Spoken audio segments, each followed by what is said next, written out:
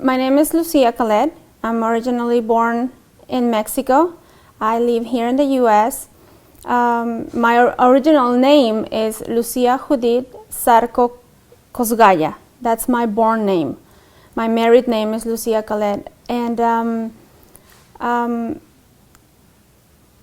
originally from Mexico, which is south of, it's Latin America. My mom's name is Ruth. My father is Jesus. I'm the youngest of 4. I have 3 older brothers, and I'm the only girl.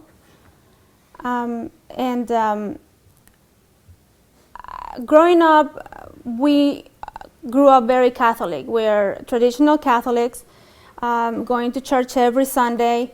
My mom makes sure that at least I go to church every Sunday, and it was a must-do thing to go. It was the social thing to go. Yes, my mom is from the south of Mexico. It's a state called Campeche. And my father is from the north of Mexico, which is closer to the U.S. and the border. It's called Chihuahua. And my father met my mom by working, so he had to go to the south, and to the south of Mexico, and that's how he met her. My mom is from a very small village in this city. And my dad is from a big town. So they actually fell in love. In 6 months, they got married, and my mom moved to the middle of the country, which is where I was born and my brothers were born. My father is a mechanic engineer, and my mom is a homemaker. I have 3 older brothers. The oldest of them is a doctor. He's married to Panamanian, also from Latin America. She is also a doctor. My brother, the middle of them, he is chemical engineering. Currently, he lives in Canada. And the youngest one is in Mexico. He really didn't finish college, but he is more into business and stuff like that. So he lives in Puebla, where my parents live.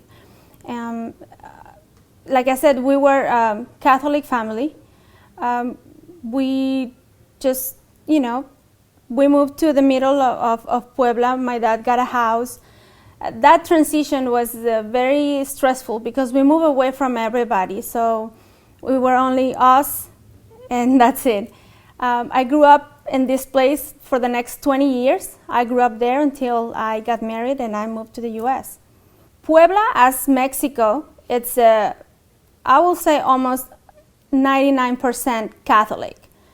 Where I live was one of the first cities built when Cortez and, Mexico was discovered by Colon and the Spaniards. That's one of the first cities that was built.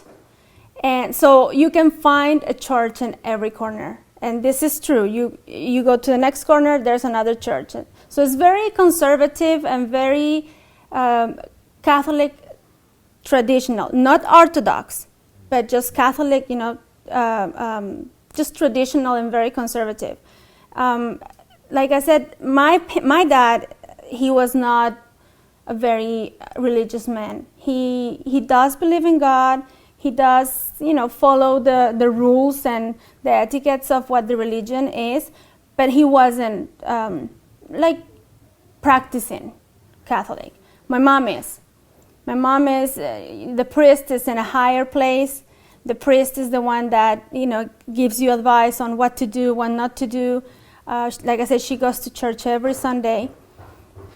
And even for us, she used to tell us, if you don't do this, then you won't go to church. Like if you don't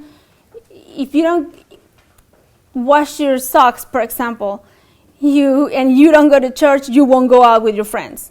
That's something that she will say to us. I mean, going to church was a must. If we wanted to do any other social thing, we had to go to church. So it was very strong and power-willed. I also went to Catholic school. it was not the regular school, it was just like religious school, and it was run by nuns.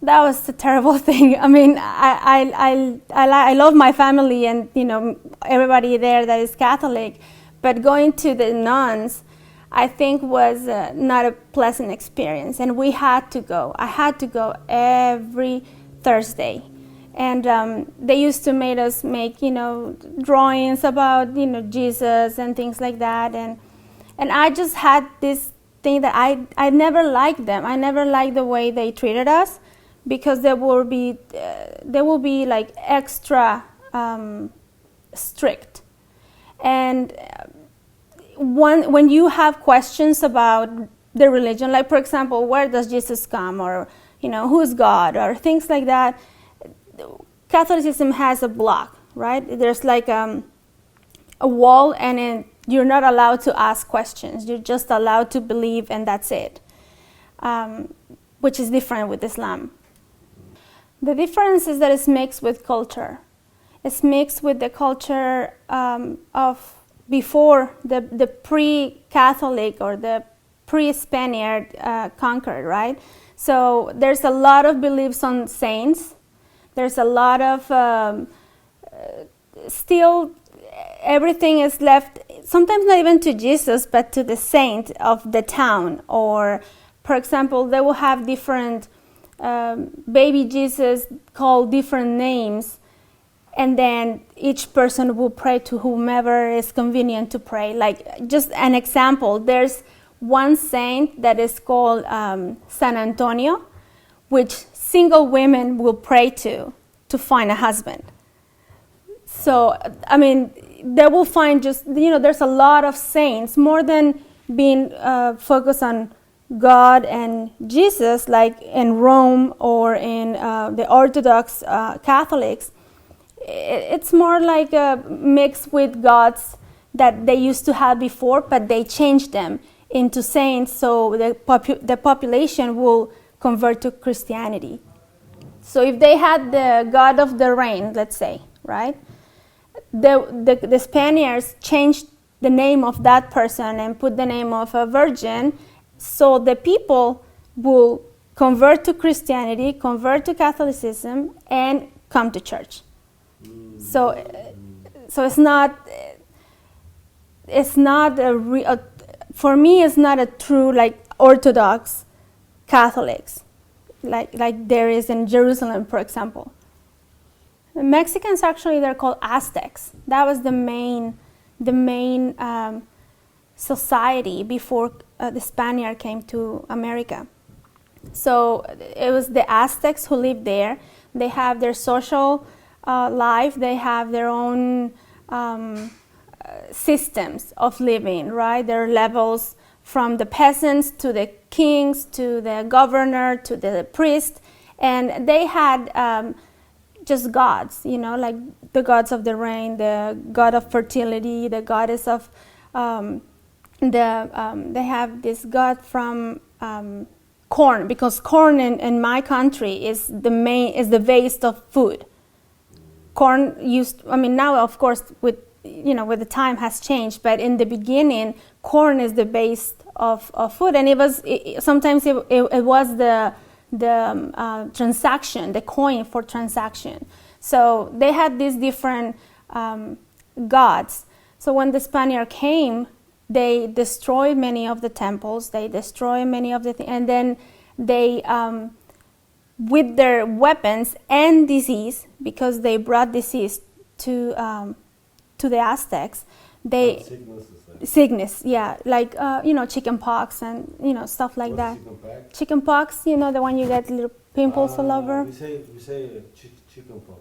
We say flower sickness. Yeah, they brought it. We didn't have it, and they brought it, and then they, a lot of people die from that. So when they saw white people coming to the country, to the Aztec Empire, I think it caught them by surprise. So they didn't really retaliate or treat them as enemies. But then, as more Spaniards came to the country, they started to convert them to Christianity, and I see. like we're mixed. Like, for example, in my family, my mom, her family is mixed of Indians from Mayans, which is on the south, and blacks. And my dad is mixed of Indians and Spaniard. So that's why our looks is not totally, like indigenous from the country. So you can tell, you can see the difference between one and another. But I mean, at the end of the day, I mean, you can find somebody that is really rich and looks, indigenous, and you can find somebody that is really poor and is blonde with blue eyes. It's exactly the same conversion system that they had, right? They had pagans in like Jerusalem and the Romans, right? They were pagans, and they have a lot of gods. But when Jesus died, and they wanted to convert everybody else, then they mixed everything so people will be easier to practice Christianity. So the same thing happened in the Americas. All America, Latin America, South America, it was the same thing. They took their own gods and switched them into a virgin, or this is going to be the Jesus of this mountain, for example. So the indigenous will have, instilled in their minds is their God, but in the mind of the Christians that came to convert them, they're practicing Catholicism. So it's not the real deal, I will say.